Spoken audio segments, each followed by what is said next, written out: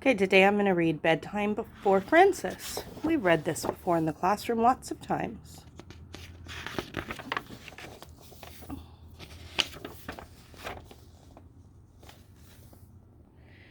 The big hand of the clock is at 12, the little hand is at 7. It's 7 o'clock, and it is bedtime for Francis. Mother said, "It's time for bed." Father said, "It's time for bed." Francis said, "I want a glass of milk." "All right," said Father. "All right," said Mother. "You may have a glass of milk."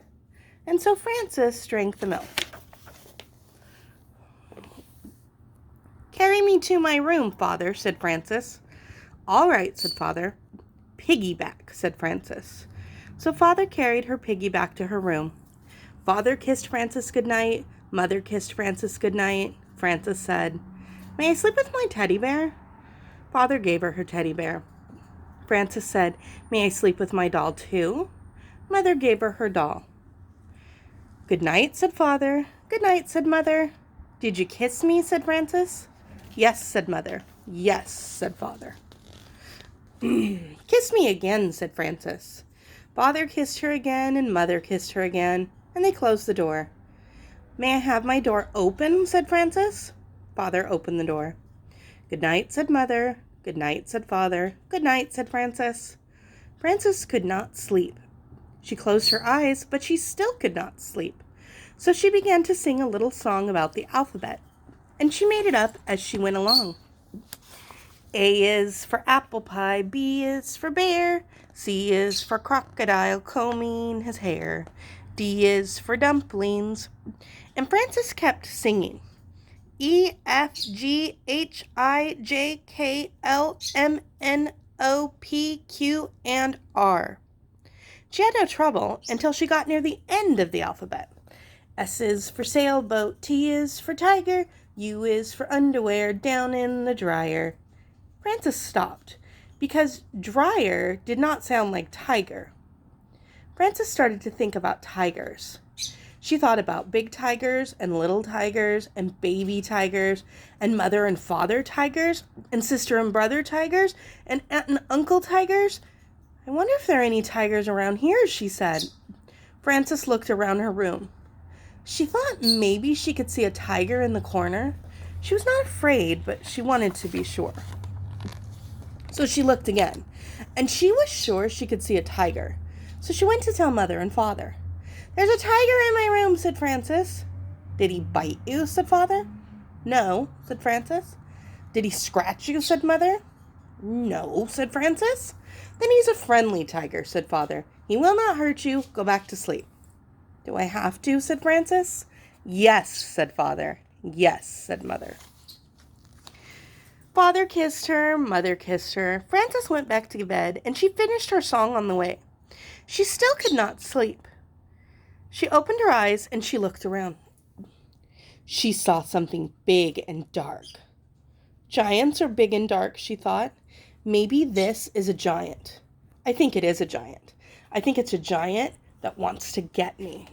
So Francis went into the living room.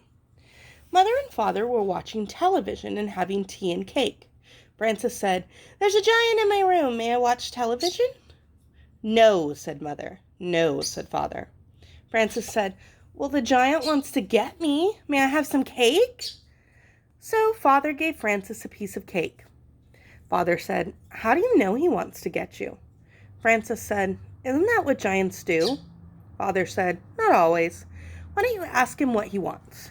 So Francis went back to her room. She walked right over to that giant and she said, "What do you want, giant?"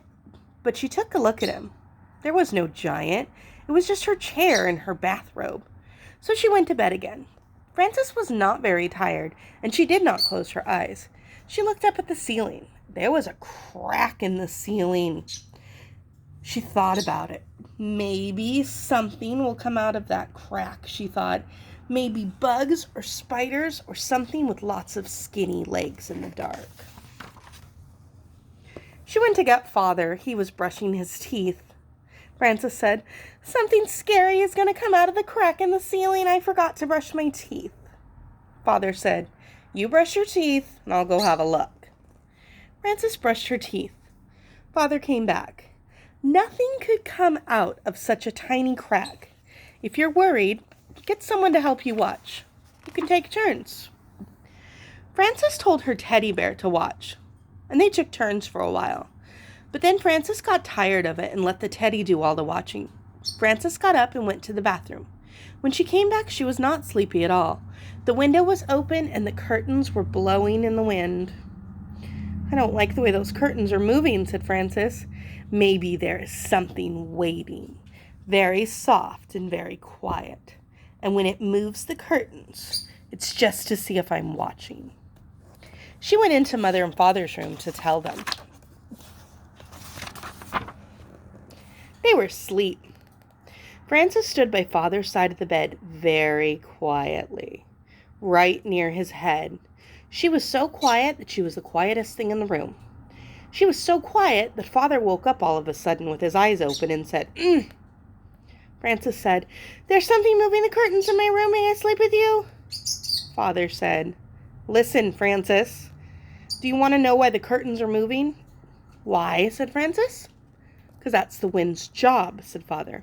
"Every night, the wind has to go around and blow all of the curtains." "How can the wind have a job?" said Frances. "Everybody has a job," said Father. "I have to go in my office in the morning at 9 o'clock. That's my job.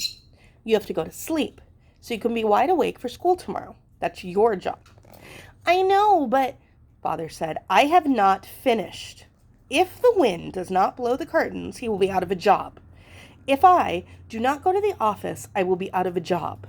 And if you do not go to sleep right now, do you know what will happen to you?"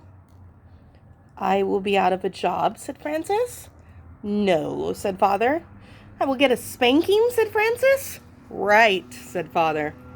"Good night," said Frances, and she went back to her room. Frances closed the window and got out of bed. She heard a thump, bump, thump. "I know something's coming to get me this time." She jumped out of bed and she went to tell Mother and Father. But when she got to their door, she thought about it some more and decided not to tell them. She went back to her room. Frances heard the noise at the window again, so she pulled the covers over her head.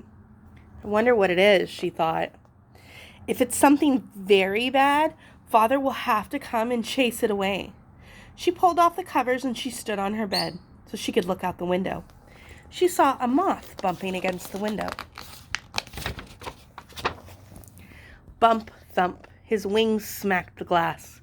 Whack, smack. And the whack and smack made Frances think of a spanking. All of a sudden she was tired. She lay down and closed her eyes so she could think better. She thought, there were so many giants and tigers and scary and exciting things before. I'm pretty tired now. That was just a moth. He's just doing his job, the same as the wind. His job is thumping and bumping. My job is to sleep. So she went to sleep, and she did not get out of bed again until her mother called her for breakfast. The end.